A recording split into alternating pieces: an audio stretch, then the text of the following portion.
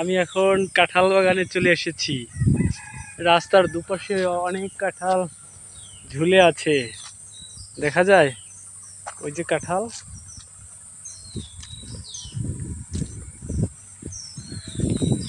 কাঁঠাল বনে একটা কাঁঠাল দেখলাম পাতি শিয়ালে অর্ধেক খেয়ে ফেলছে। এখন যেহেতু আমার কাছে খাবার কিছু আছে আর আমার এখন ক্ষুধে নাই, তাই ক্ষুধে থাকলে ওই পাতি শিয়ালের রাত খাওয়া কাঁঠাল খেয়ে নিতাম। কারণ বেঁচে থাকতে হলে আপনাকে খেতেই হবে। মানুষ যখন একেবারে প্রকৃতির সাথে মিশে যায় তখন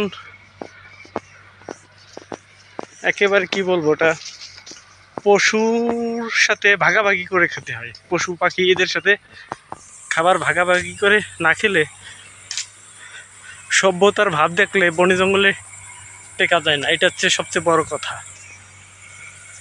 প্রকৃতির সাথে মিশতে হবে, তাহলেই আপনি টিকে থাকতে পারবেন। আমার এখনো প্রায় 10 কিলোমিটার পথ বাকি আছে। ওইদিকে বগা দিয়া মাটি কাছে।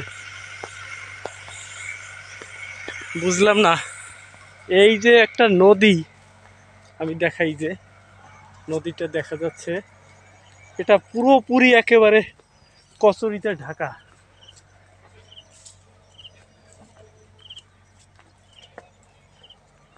এত বড় একটা নদী এভাবে মৃত, সেটা